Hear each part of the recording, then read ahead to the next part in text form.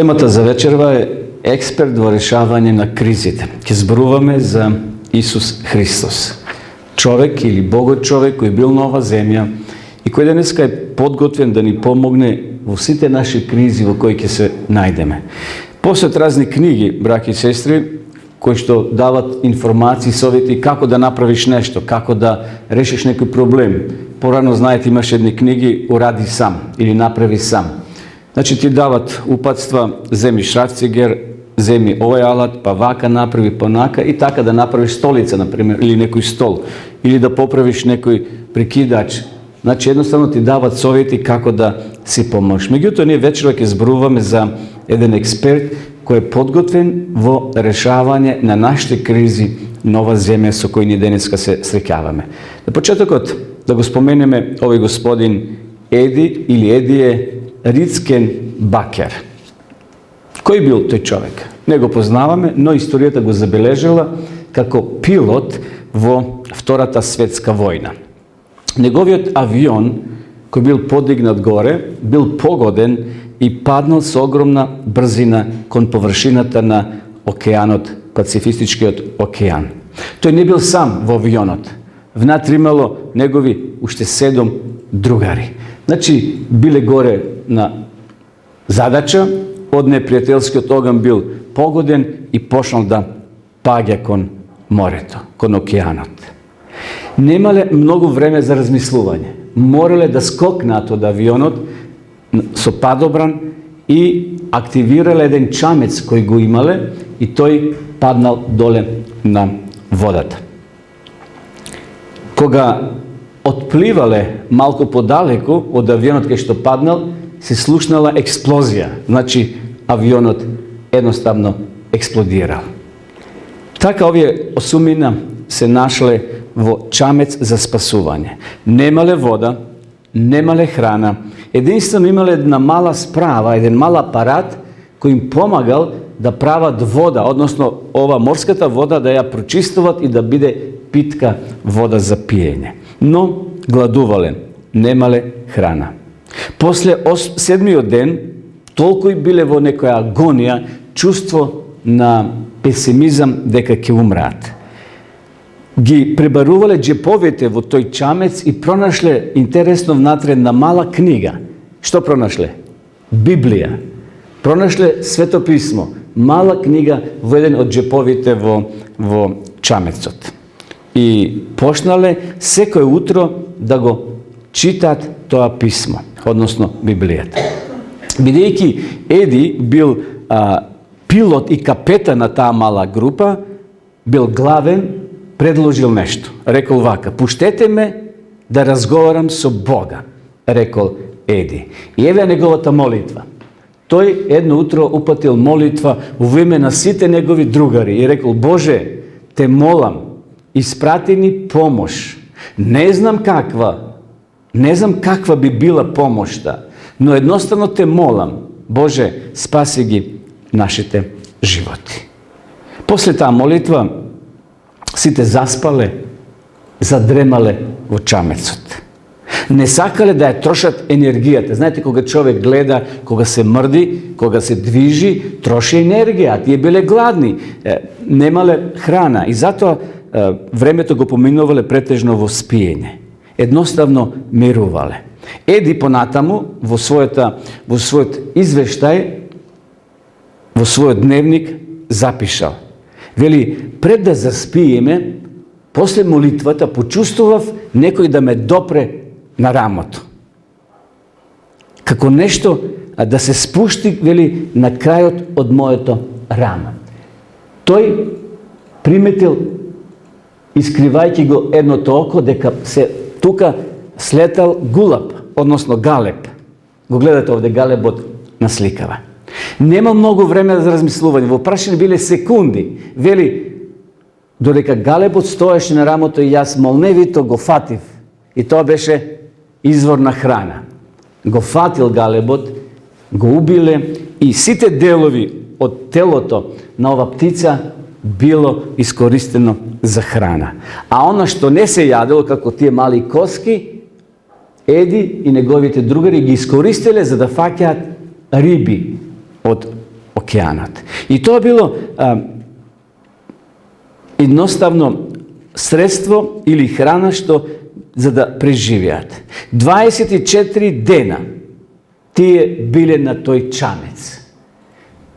Значи користеле со тие коски што останале да фаќаат риби, мамец, како мамец тоа им представувало, и така преживеале, додека еден брод не приметил како еден чамец плута на отвореното море, односно на отворениот океан. И после 24 дена биле спасени. Еди Рикенбакер после тоа дал едно ветување пред Бога. Знаете што тој рекол? Еве, колку биле прегладнити. Погледнете, едвај оделе. Тој е тој капетан. Дошле спасителите и ги спасиле. Но интересно што се заветувал Еди. Вака рекол, секој петок попладне одел на морскиот брег со ранец полн со леб. Го вадел лебот парче по парче и го фрлал во воздухот и велел: фала ти Боже што ни испрати помош, што ни го испрати тој галеб за да преживееме. Потоа лебот пагел во водата и доаѓале галебови и го јаделе тој леб.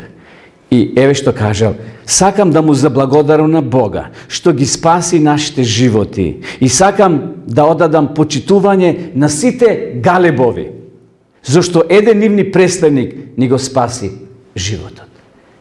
Бог, почитувани, Исус Христос е експерт во решавање на нашите кризи.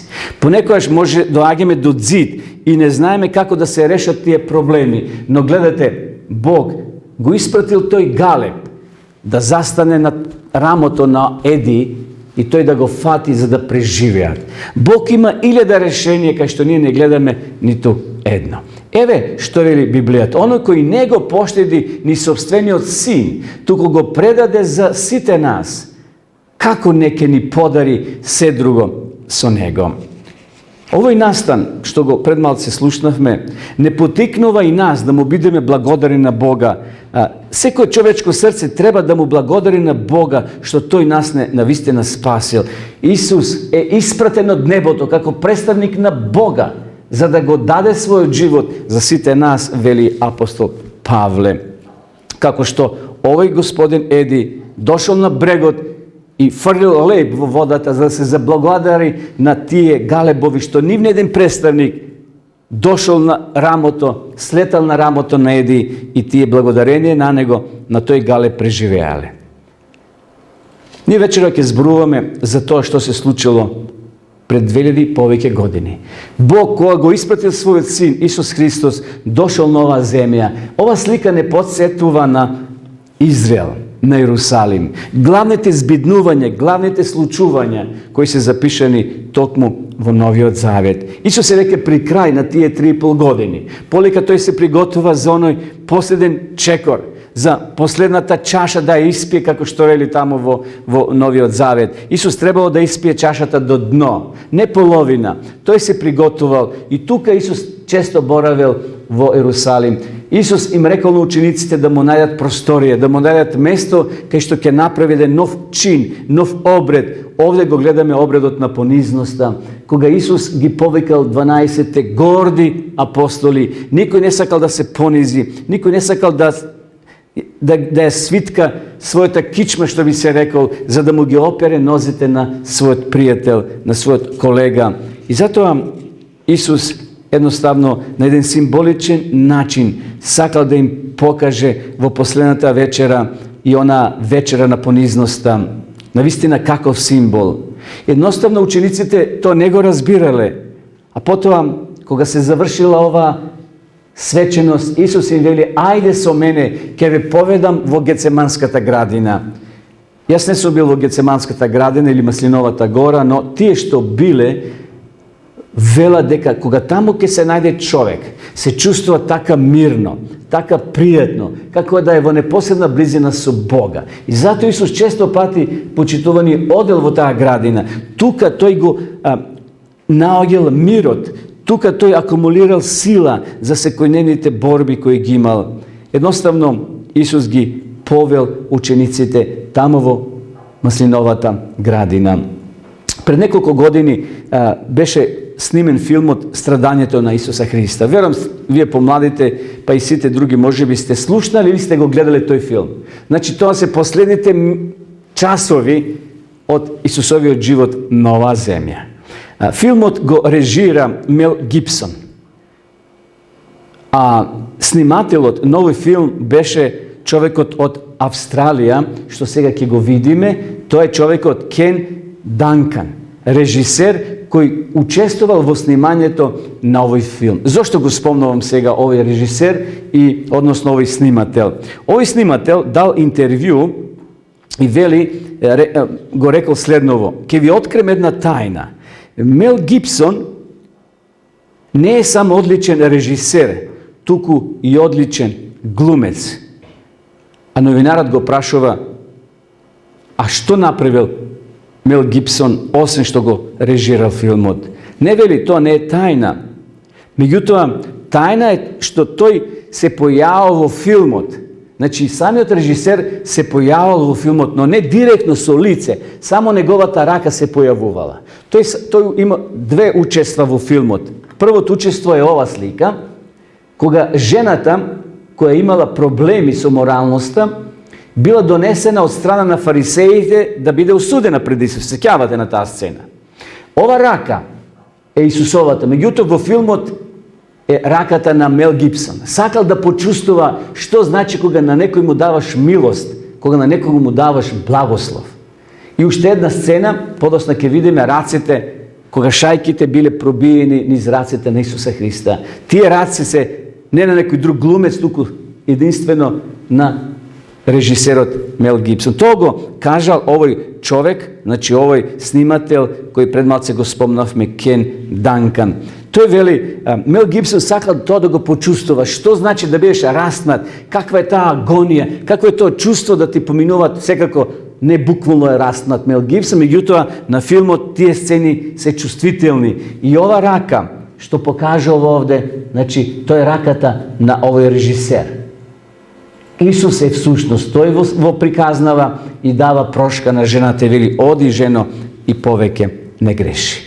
Интересно, овде Исус се покажува како Богот човек кој простува секој грев, ако дојдеме кај него искрено побараме прошка. Реков, Исус со учениците од горната соба заминале во маслиновата градина или во Гециманската градина. Ева е таа градина со стари маслинови дрва. Ние знаеме дека Гециманската градина значи преса за масло. Тука имало многу маслинки, многу плодови. Едноставно, еве е пресата за масло, како евреите имале. Гледате, тоа се големи каменови, издлабени, и потоа тука има едно, како се вика тоа, исто камен кој се врти, а доле се стават маслинките, се толчат, односно се притиска со тоа што се врти и долу исцадува, се цади масло од маслинки. Значи тоа е преса за масло. Всушност Исус таму ќе помени таа преса символична, зашто тој тука ќе донесе одлука да испие чашата до крај. Таму во маслиновата градина Исус ќе донесе одлука дојде до крај, да не се врати назад. И сега после сето тоа Исус се молел. Еве оваа сцена како уметникот ја насликал. Гледате, овде Исус е свиткан со челото, со главата надолу, се моли. А тука на 10 метри се неговите тројца најблиски пријатели, ученици, кои Библијата вели дека заспале. Така, еве го, еве е следнава фотографија. Исус се моли, а тие се тука некаде. Тука некаде учениците немале сила да издржат неколку минути да му помогнат во молитва на Исуса Христа. Исус овде го моли Отецот и вели: Оче, ако е можно, нека ме одмине таа чаша. Но што кажал Исус на крајот? Нека биде волјата Твоја. И навистина се остварила волјата Божја. Еве го текстот. Еве ги учениците како спијат, гледате овде. Додека се молел Исус, бил посетен од небесен посетител. Исус бил посетен од ангелот Гаврило. Evo ga ангел, došao da go ohrabri Isusa, da mu kaže: Isuse, su tvojata smrt, ki бидат спасени стотици, илјадници, милиони и милиони луѓе. И му се јави ангел од небото и го подкрепуваше. На сите нам ни е потребна подкрепа кога сме разочарани, обесхрабрени или кога поминуваме низ некоја криза. Исус не бил разочаран, но Исусу му било тешко, зашто го носел или ги носел гревовите, теретите на сите нас. Исус бил Бого-човек. Исус тоа требало да го помине како човек, не како Бог. И затоа му било тешко, се молел, ги повикал неговите најблиски соработници да се молат, да стражат во молитва, но на крајот, на жалост, тие заспале. И затоа доаѓа ангелот и му вели: Исусе, целото небо е со тебе. Целото небо те посмата, те гледа. Татко ти те сака. Дозволи, Исусе, да те охрабриме. Не си сам. Требаш да издржиш, додиш до крај. И во сета таа сцена доаѓа едно мноштво на луѓе. Помеѓу нив начело е Јуда. И затоа овде напишав јас Јудин бакнеш. Интересно, Јуда направил таен договор со група на војници, односно со представници на власта, за Исус да биде фатен. Секако првин тој разговарал со фарисеите, со тие црковни учители. Тие му ветиле 30 сребреника ќе дадат само ако придонесе да направат спој, да го открие кој е Исус и да го фатат. Јуда имал друг план, дека Исус ќе се ослободи, парите ќе бидат во касата и се ќе биде во ред. Зашто Исус е Бог. Јуда гледал многу настани кај што Исус правил чуда. И тоа го охрабрило да го следи тој чекор доди до крај. Дека Исус, како Самсон, знаете, неколку пати се ослободуваше. Јуда знаеше таа приказна за Самсона. Јуда знаеше дека Исус е Бог и тој нема да дозволи да биде фатен од страна на војниците римски. Еве го Јуда. Јуда напред. Тој доаѓа на чело со оваа маса на луѓе и војници. Исус ги буди учениците и вели: станете, дојде часот на моето судење. Исус и пред тоа ги предупредувал, меѓутоа тие како да подзаборавиле. Војниците велат: го бараме Исуса од Назарет. Дали некој знае каде е? А Исус што вели? Јас сум. Еве, тука сум. Што сте дошле како на куче со ножеви и со копија? Тука сум. Исус не се криел, почитувани. Погледнете, додека уште зборуваше, ете едно множество пред кого одеше еден од 12 мината, кој се викаше Јуда. И му се приближи на Исуса да го целива. Нешто подмолно. Со бакнеш Исус бил, почитувани, издаден. Исус не се крие, вели: јас сум. Дошле војниците со факели, зашто било темно. Исус надворешно немал некој обележи дека е Бог во човечко тело. Тој бил сличен како останатите луѓе на Блискиот Исток. И затоа Јуда со бакнеш како знак, договорен предходно, го издава својот учител, својот спасител. Исус имал 6 судења, почитувани. 6 судења. Може би до сега знаевме за 3, но кај некој 2 пати се враќал. Кај некој 2 пати се враќал и затоа Исус имал вкупно 6 судења. Еве сега јас накратко ќе ви раскажам. Првото судење било кај првосвештеникот во пензија кој се викал Ана. Ана, првосвештеникот. Тој му поставува многу прашања на Исуса, а Исус дава кратки, многу кратки одговори. И затоа Исус вели: ако кажав зло нешто, докажете дека е зло. Ако е добро, зошто ме тепате? Знаете, Исус бил удрен во една прилика. Никој не одговорил на тие прашања. Потоа Ана го праќа Исуса кај својот зет, Кајафа. Значи, кај зет од свој Кајафа, кој исто така вршил должност на првосвештеник. И тој сакал да го оптужи Исуса и да го предизвика, да го примора да изјави некоја изјава со која ќе го фатат Znači jednostavno ќе го фатат во стапица. Сакал да види дали Исус лаже оно што тој го прочитал во Стариот Завет, односно, бидејќи бил првосвештеник, знаел доста работи од Стариот Завет кои се однесувале на Исуса. Дали е тој Син Божи, а Исус вели, ти кажа, така, Исус не тврдел за себе дека јас сум Бог и така натаму. Но Исус дава една позната изјава во тој контекст. Потоа знаеме дека тој Кајафа, кога Исус кажува на крајот, да, јас сум спасител, од нервоза, од бес, вели си јас скинал своите алишта. На тој начин покажал негодување и нервоза. Потоа Исус бил препратен, значи, кај Пилат. Пилат, поглавар во Рим. Бил доста млад. Млад човек бил Пилат како судија. Тој ја почнал својата служба некаде на 27 години. Еве овде да ги читаме стиховите кои пред малце ги спомнавме како настан. А Исус молчеше, првосвештеникот му рече, те заколнувам во живиот Бог да ни кажеш дали си ти Христос, Синот Божи. Што мислите? А ти одговорија и рекоа, заслужува смрт. Значи, во таа дискусија барале влакно во јајце, што се вели, кај Исуса само да го оптужат, дека тој сака да биде цар и да ја заземе Палестина, односно да ги отера римјаните. Еве сцена од Исусовото судење кај Пилата. Рековме, Пилат бил млад човек, 27 години да бидеш судија, и денеска не се постигнува на тие години да бидеш судија. Но, значи, молневито напредувал, сакал да му угоди на Цезар, а Цезар имал доверба во младиот Пилат. И сега тој владел со Израел. Исус доаѓа пред него, а Пилат му вели, што е тоа вистина? Што е тоа вистина?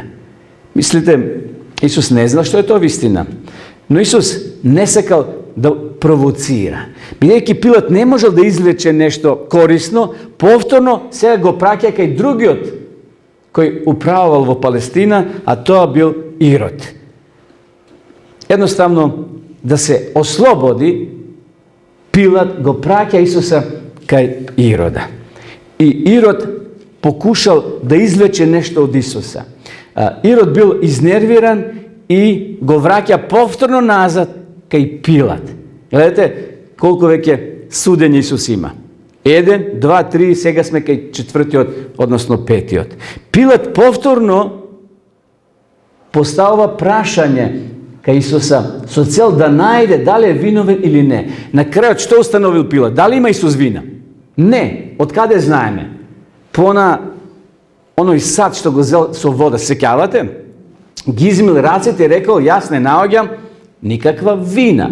Вечерта, жена му на Пилат сонила сон, Бог и се јавил. И еве што кажала Пилатовата жена на својот сопруг.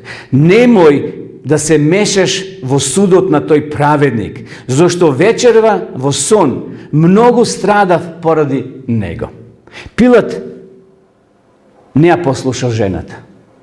Го извел Исуса пред народот и еве уметниците како тоа го насликуваат. Еве сцената следнава. Погледнете. Овде е Пилат, овде Исус, а овде е мноштво луѓе. Ова е уметничка слика да ни ја приближа сцената. Како Пилат сакал да се ослободи. И Пилат вели, еве ви човек. Еве ви човек.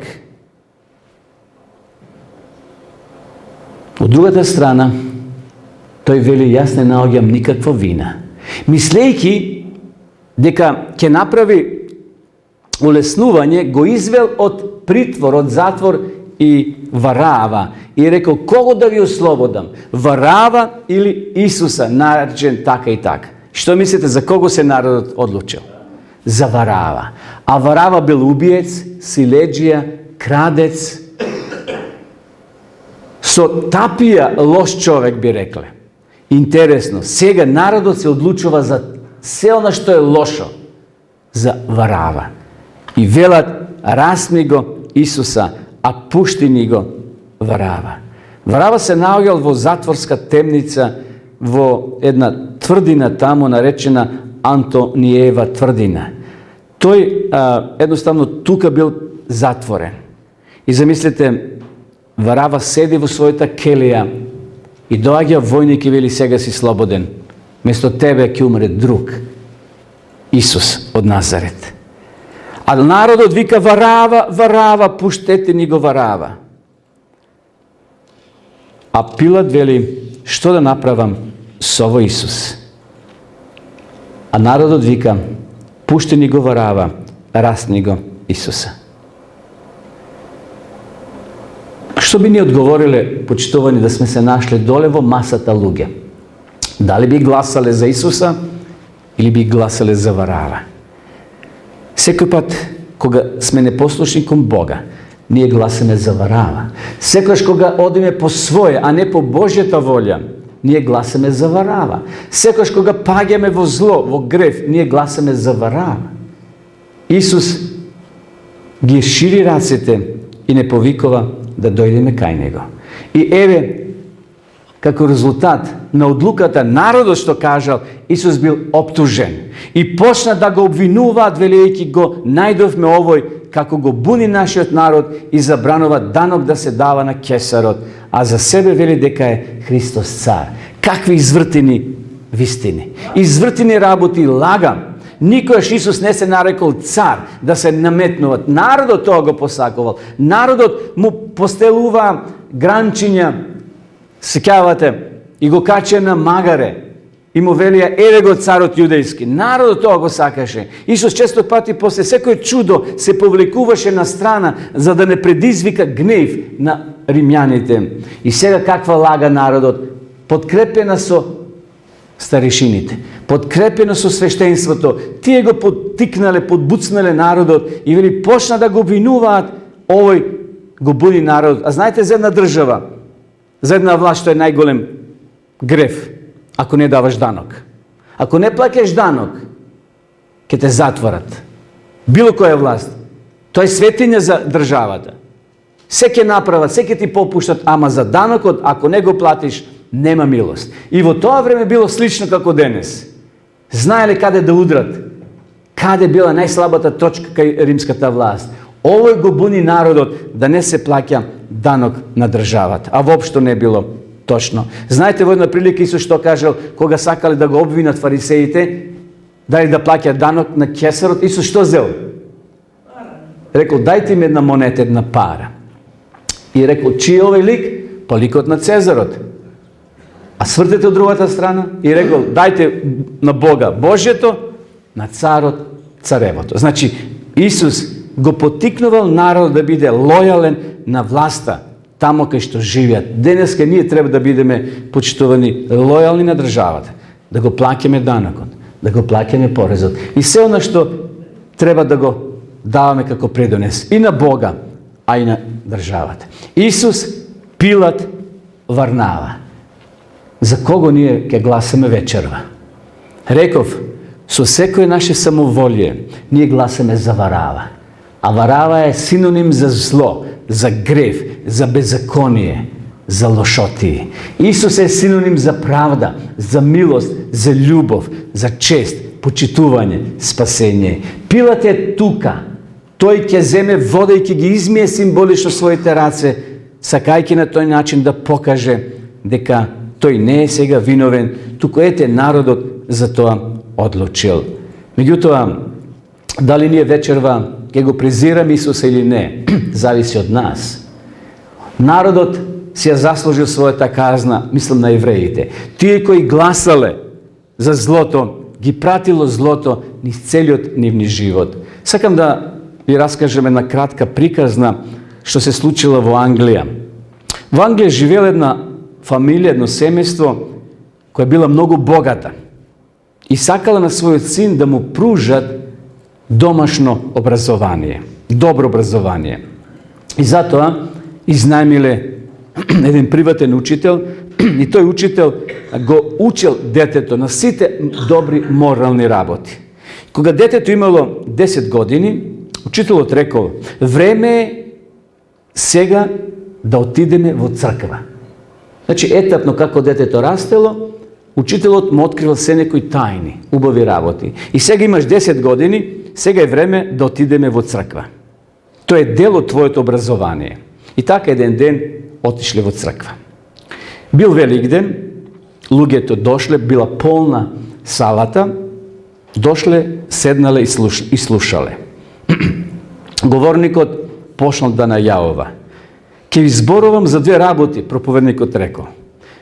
Како Исус се однесувал кон луѓето и како луѓето се однесувале кон него. Тоа била тема или наслов на темата за кој проповедникот зборувал. И навистина почнал да објаснува дека Исус во својот живот се однесувал многу пријатно, многу добро. Бил љубезен кон децата, кон младите, кон жените, кон сите.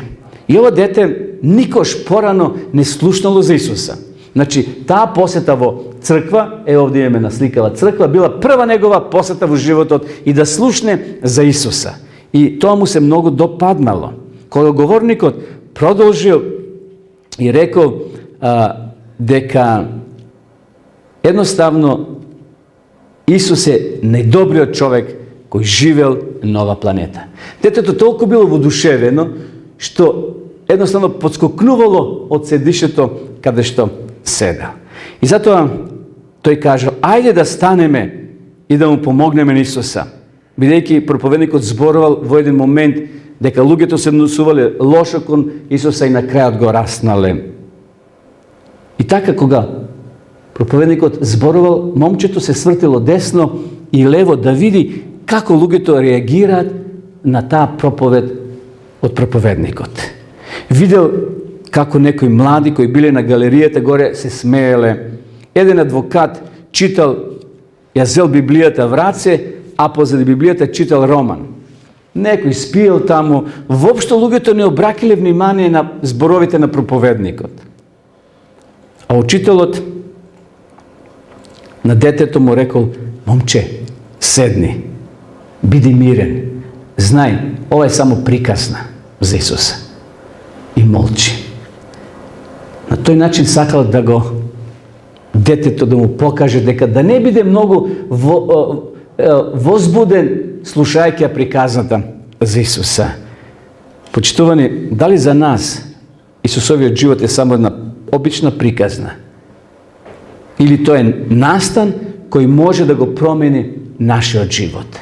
Не е обична приказна за деца Исусовиот живот. Ова не е приказка за мали. Ова е вистински настан, насликан, како што спомнавме на почетокот во филмот Исусовото мачење или Исусовиот живот, како што спомнавме дека Мел Гибсон го насликал овој филм со цел да покаже какви биле последните часови на Христовиот живот на оваа земја.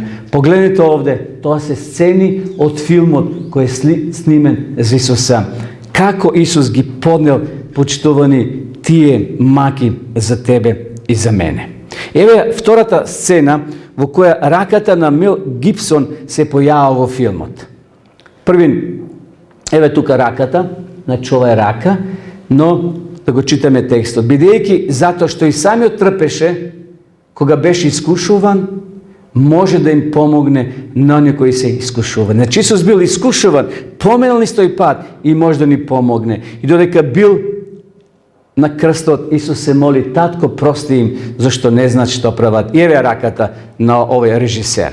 Значи, тоа е вистинската рака на тој режисер кој го режирал овој филм. Сакал да почувствува како Исус се чувствувал кога лежал на тој крст и кога вистински ковале шајки по рацете на Исуса. Ова е само филм, да ние го гледаме и да си го тоа доближиме таа сцена. Но Мел Гибсон сакал тој да ги постави рацете негови. Како што раката видовме кога и простувал на жената која била донесена кај Исуса за да ја прости, односно да биде каменувана. Овде овој режисер еве што кажал. Некој му замереле, зошто ти се појаваш во филмот? Но тој не се појавил, рековме, со лице, туку само неговата рака. Еве што кажал. Ова сакам да го пренесам. Новинарите му рекле дека неговиот филм дава лоша слика за еврејскиот народ. Му замериле. Зошто такви крвави сцени? И еврејскиот народ е наслика како народ кој е силеџиски настроен и кој убива. Еве што кажал овој познат режисер. Дами и господо, евреите не го убили Исуса Христа. Тоа не го направиле ниту римските војници. Јас сум го распнал Исуса. Дами и господо, ние го распнавме Исуса. Тој точно почитувани. Римските војници само биле физички кои го направиле тоа, но духовно сите ние сме го распнали Исуса со нашите слабости, со нашето свртување грб на Исуса. Еве сцена горе на брдото Голгота. Исус не бил сам, имал уште двајца со него.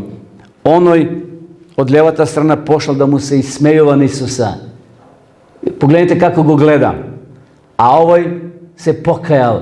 Во почетокот и двајците сакале спасение, но тој отишол наце подалеко, пошел да му се исмејува. А овој моли за прошка. Исус му вели: вистина ти велам денес, ќе бидеш тој ден кој ќе дојде час на воскресение, кога ќе се вратам повторно на ова земја, ќе бидеш со мене во рајот.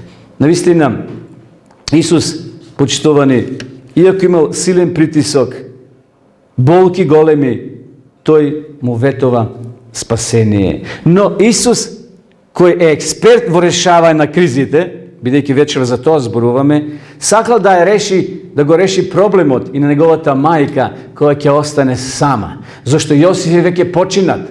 Јосиф веќе не е меѓу живите. Јосиф бил постар од Марија. И во меѓувреме тој оди на починок. Марија сега сама. Исус се грижи и вели: а што ми ја виде мајка си и покрај неја ученикот? Кој бил тој ученик? Тоа бил Јован, секако, кој го љубеше и рече на мајка си: жено, ети ти син. Гледате колку Исус се грижел и пред својата смрт за неговата мајка. Не сакал да остави на цедило. Јован бил задолжен, зашто Јован ќе живее најдолго. Исус не ја доверил Марија на Петар или на некои од останатите ученици кои били веќе стари, тие полека исто ќе заминат. Исус ја препушта неговата мајка да Јован се грижи за неја. Интересно, продолжуваме понатаму, а во 9-тиот час Исус извика со силен глас: или лама савахтани, што значи: Боже мој, зошто ме оставаш? Интересно, овде Исус доживува внатрешни болки, терети од се она што тој го доживувал. По ова, знаејќи дека е свршено се, за да се исполни писмото, рече: жеден сум.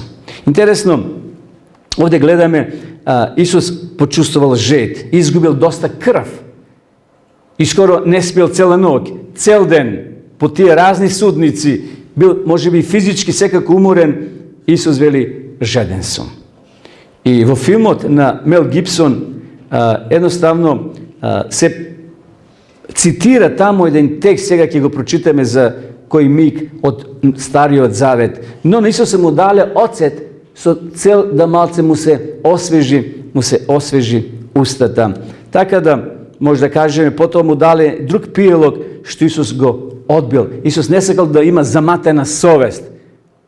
Како некој пиелок денеска што го пијат младите со цел да добијат надприродна енергија. Не, Исус сакал да умре свесен и на тој начин да го положи својот живот. Штом го прими оцетот, рече: се сврши. Па ја наведна главата и го предаде духот.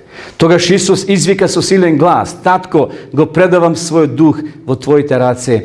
И кога го рече, тоа издивна. Ова се, почитувани, последните минути, последните секунди од Исусовиот живот. Еве, Мел Гибсон и ова го цитира во филмот, ако го гледате, овој текст се таму цитира: моето срце ми се врати во мене, милосрадието ми пламна. И навистина, Исусовото срце изгорело за тебе и за мене, за сите нас. Исус го дал својот живот ние да живееме. Исус е експерт во решавање на сите кризи, почитувани. И затоа да му дозволиме тој да ги реши твоите и моите кризи. Сакам при крајот на ова вечерашно предавање да ја раскажем еден вистински настан кој се случил на реката Мисисипи 1937 година во Америка. Може би тој пример е стар, сте го читале некаде, сте го слушнале, но во склоп на ова предавање мислам дека ќе ни помогне да сватиме каква цена платил Исус за нас, што Исус стоил за ние да живееме. Ние ќе умреме овој физички живот ако Исус не дојде во меѓувреме. Животот неле продолжува. Секој ден ние присуствуваме или гледаме или слушаме како луѓе заминуваат од оваа земја. Но Исус не откупил од втората смрт, од она смрт која нема будење. И затоа треба да ја цениме Христовата мисија на оваа земја, односно неговиот живот кој бил даден за тебе и за мене. Да се вратиме на овој пример кој го запишал Џон Грифит. Значи, овој господин го запишал овој настан и може да се пронајде, да се прочита и слики да пронајдете, бидејќи е приказната, иако е стара, од 1937 година, но толку е актуелна, толку е важна, за да ја разбереме Христовата мисија и Христовата жртва која била дадена за тебе и за мене. Еве тој мост бил на реката Мисисипи, јас имав прилика да ја видам таа река, тоа е голема река, меѓутоа тој мост се склопувал и се пуштал, кога ќе најде воз, требало се платформата пушти, да биде хоризонтална, но кога доаѓаат бродови, тој мост се кревал. Овој господин работел на таа платформа, кај што притискал копче или тие пологи, за да се спушти платформата на мостот, да поминат возовите од едната на другата страна и кога ќе наминуваат бродовите, повторно да се крева таа платформа на тој мост. Еден ден, во посета на овој господин, дошол, значи, еве, како изгледале тогашните возови, огромни машини, и луѓето се превезувале од една на друга страна. Во посета на овој господин дошол неговиот син. Синот дошол да види каде работи неговиот татко. Често пати тој се фалел на училиште дека неговиот татко има јаки мускули, дека тој подига големи мостови и спушта големи мостови. Мојот татко е најак човек на светот, бидејќи со една рака може да подигне огромен мост, а со другата рака може да го спушти истиот тој голем мост. И затоа бил восхитен од работата што е работел неговиот татко. И кога дошол во посета, дошло време за ручек. Седнале и јаделе. После тоа татко му рекол: сине, остани овде во канцеларијата, остани овде во собата, а јас ќе отидам да го спуштам мостот, бидејќи за некоја минута ќе дојде брзиот воз од Мемфис. Те молам, остани внатре. Таткото заминал во таа контролна просторија и погледнал околу себе. Се качил по скалите горе, а го приметил малиот го нема во канцеларија. Туку тој отишол тамо да се игра, да ги гледа тие големи зупчаници, кај што се подвижувале платформите, лево и десно. Го видел малиот како се качува по тие големи зупчаници и се лизнал и паднал долу во дупката. Што да прави сега таткото? Имал јаже, можел да отиде долу, да го пушти јажето, да го излече синот. Меѓутоа, кога би отишол доле, кога би го сторил сето тоа, би поминало 5 минути, а возот само што не наишол. Немал време многу да размислува. Во возот имало 400 луѓе. Возот само што не дошол. Еве го возот. Тој итал и требал да помине низ тој мост. На другата страна бил кренат. Човекот немал многу време за размислување. Во прашни биле секунди. И затоа таткото одлучил. Притиснал на тоа копче и возот, односно платформата, мостот почнал да се спушта. За која секунда возот со сета своја брзина поминал на другата страна. Додека возот свирел, бучел со својата бучава, го слушнал плачењето, последното плачење на својот син, доле помеѓу запчениците. Со солзи во очите, таткото го гледал возот кој поминувал. Внатре имало полно луѓе. Некои се смееле, некои пиеле чај, други играле карти, некои разговарале, се смееле, а некои дури јаделе и сладолед. А тој со солзи во очите немо се прашувал: луѓе, што не е во ред? Зар не ви е грижа? Па јас го жртвував својот син, единец син, за вие да живеете. А вие ниту со поглед ме поздравивте. Што не е во ред со вас? Тука приказната, почитувани, завршува. Таткото го жртвал својот син, починало детето, за да живеат тие во возот. Вечерва прашање за нас: што не е во ред со нас, почитувани? Сите ние имаме своји деца, син, ќерка. Што би вие направиле да сте на тоа место? Дали би го притиснале копчето или би го спасиле долу детето? Едно дете ќе спасите, 400 луѓе ќе умрат. Исус можел да се врати, да го напушти крстот и да замине, да го кај Отецот и да каже: пријатно, драги мои, не сте достојни за спасение. Јас дојдов да ве спасам, а вие ме пративте на Голгота. Исус може тоа да го каже. Но Исус, почитувани, така не направил. Таткото небесен го жртвувал својот единец за ние да живееме. И затоа вечерва за нас имаме добра вест. И за сите оние кои не слушат и гледаат, а тоа е дека Исус не само што умрел, туку Исус и воскреснал. Третиот ден, вели Библијата, третиот ден, ете стана голем земјотрес, зашто Господов ангел слезе од небото, пристапи и го одмести каменот и седна на него. Нема зид, нема камења кои може да го задржат Исуса, почитувани. Само еден ангел бил потребен да дојде и да го помести. Меѓутоа и да не го поместил ангелот каменот, Исус би излегол. Не постои брава, не постои зид кој може да го задржи Исуса во земниот гроб. Исус станал, Исус воскреснал. Еве понатаму што се случило. А лицето му светеше како молња, а неговата облека бела како снег. Од страв пред него стражарите треперија и стана како мртви. Почитувани, нашиот експерт е жив. Тој е подготвен да ги реши сите наши проблеми и кризи. Но немој ти да покушаваш сам да решаваш кризи. Немаме ние клуч за смртта. Не можеме ние да го извлечеме човекот кој ќе го затрупаме во гроб. Тоа само може да го направи Исус. Зашто Исус вели: бев жив, бев мртов и еве повторно сум жив. Погледнете, вратата е отворена.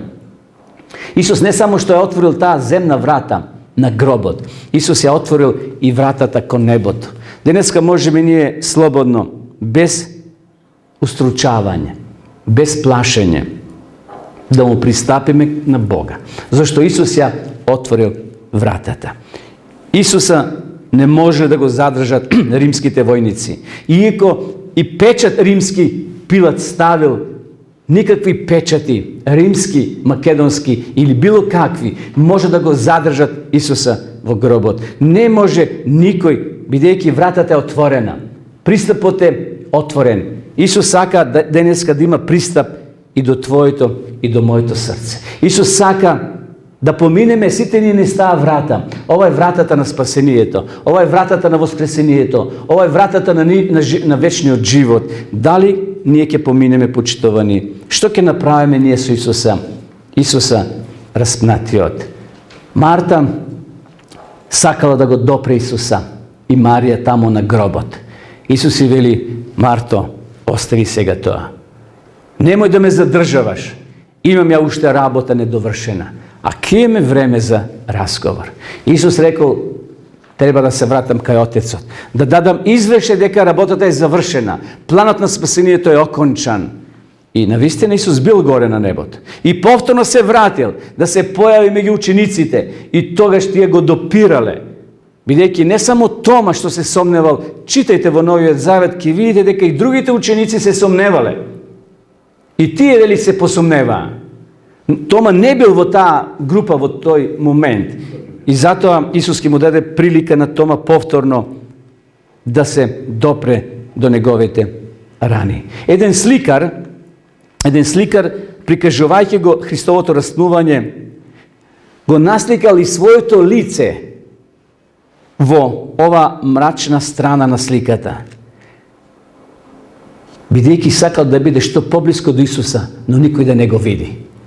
Денеска има многу никодимци почитувани што го сакаат Исуса, но во мрак, не во светло. Исус не повикува да бидеме во светло, да бидеме на светлата страна. Погледнете ова фотографија, многу е интересна.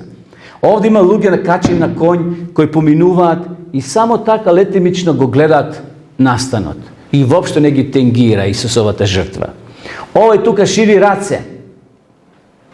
Овој зафатен со скала носи. Меѓутоа, само една мала група на луѓе кои ги интересира настанот на Голгота. Погледнете. Мноштво луѓе одаат и таат по широкиот пат. Само една мала група се заинтересирани за настанот што се случува на Голготскиот крст. Тоа е слика и прилика за нашиот свет денеска. Што ние ќе направиме? Во која група ќе се најдеме? Во светлата страна или во мрачната страна да го гледам Исуса? Исус сака да истапиме напред, да кажеме: Исусе, јас сум Твој. Исус сака да го пуштиме внатре, да влезе во нашето срце. Затоа, почитувани, да му дозволиме вечерва на Исуса да го промени твојот и мојот живот. Исус поминал низ зидот од гробот. Тој може да помине и преку тешкотиите на твојот живот, да најде клуч и да отвори бравата. Зашто сите ние имаме проблеми. Исус е експерт во решавање на сите проблеми и маки, но само да му дозволиме. Исус нема ништо да направи ако ние не го повикаме. Не постои криза, не постои проблем што тој не може да го реши. Затоа тој тоа го покажал со својот живот. Почитувани, вратата е отворена. Овде е светлоста. Тука Исус бил погребан. Тука ѓаволот сакал, сатаната, да го сокрие Исуса од целиот свет и да го блокира, да се расипи планот на спасението. Но не постоеле римски стражари, не постоеле зидови што можеле Исуса да го спречат во остварување на планот на спасението. И затоа, ајде од вечерва да го следим Исуса. Гледате таму и светлата страна. Исус е упатен и вели: следете ме. Моја желба и молитва е Господ да ни помогне, да го повикаме секојаш на помош експертот во решавање на нашите кризи, а тој е нашиот Спасител Исус Христос. Нека му е вечна благодарност за се оно што Исус го сторил за нас, додека бил на оваа земја. И тој повторно ќе дојде, тој се подготвува да не посети и конечно сите кризи да ги реши и да не поведе кон небесниот Ерусалим. Нека му е слава на Господа за тоа. Амин.